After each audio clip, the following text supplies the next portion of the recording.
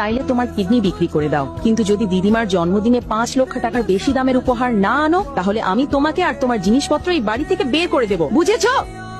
যোধপুরের কোটিপতি ব্যবসায়ী পরিবার আগারওয়াল অ্যান্ড সন্সের প্রধান গায়ত্রী দেবীর জন্মদিন উদযাপিত হতে চলেছে।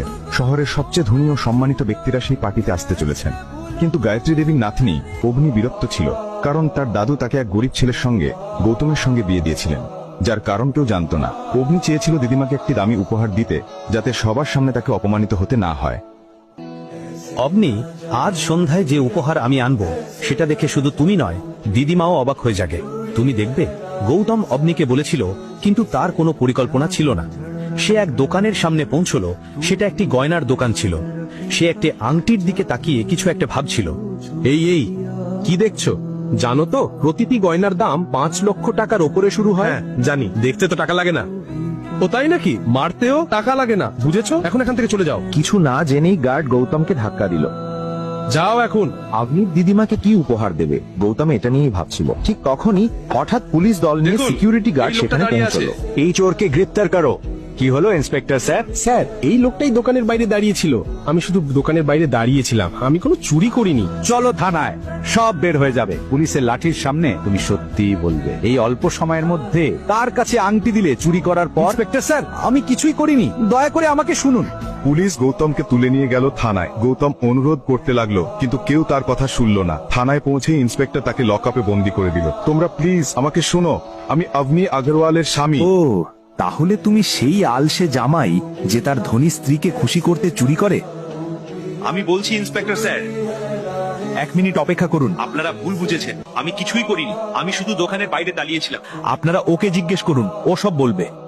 কি এখনো চুরিও শুরু করেছে নাকি? ইন্সপেক্টর, আপনি ওকে মারুন বা যা খুশি করুন, আমি ওকে ছাড়াতে যাচ্ছি না। এখন গৌতম নিজেও বুঝতে পারছিল না সে কিভাবে লকআপ থেকে বের হবে। ওখানকার ইন্সপেক্টর তার একটাও কথা শুনতে চাইছিল না, বরং জোর করছিল যাতে গয়নার দোকান থেকে চুরি হওয়া আংটিটা তার কাছ থেকে উদ্ধার করা যায়। সে একটা মোটা লাঠি হাতে নিল গৌতমকে মারার জন্য। ঠিক তখনই ইন্সপেক্টর, স্টপ ইট। ইন্সপেক্টর অবাক হয়ে পিছনে তাকালো। শহরের কমিশনার সেখানে দাঁড়িয়েছিলেন। কিভাবে সাহস হলো তোমার? তুমি কি তোমার চাকরি আর ইউনিফর্মকে ঘৃণা করো? উনি একজন চোর স্যার। আমার এই ইন্সপেক্টরের কারণে আমি দুঃখিত। আপনি এখানে অনেক সমস্যার সম্মুখীন হয়েছেন। যা কিছু হয়েছে তার জন্য আমি ক্ষমা চাইছি স্যার। স্যার, উনি তো অকাজের জামাই। তার স্ত্রী আমাকে বলেছে ওকে মারতে। চোর? কিভাবে ভাবে সাহস হলো তোমার এমন কথা বলার? চাইলে ও 10টা গয়নার দোকান কিনে নিতে পারে, সেই শোরুমগুলির থেকেও বড়, তারপর সেগুলো জ্বালিয়ে দিতে পারে। এটা দেখো। কমিশনার তার ফোনে পুলিশকে কিছু মেসেজ দেখালেন। ওটা দেখার সঙ্গে সঙ্গেই ইন্সপেক্টরের মুখ ফ্যাকাশে হয়ে গেল।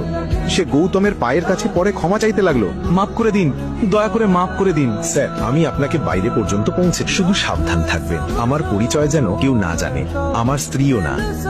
জি, এই কথা বলেই গৌতম সেখান থেকে বেরিয়ে গেল। আসল সত্যিটা কি? কেন কমিশনার পর্যন্ত ওর সামনে মাথা নত করলো? একটা রহস্য প্রকাশ পেতে চলেছে, যা আপনাকে চমকে দেবে।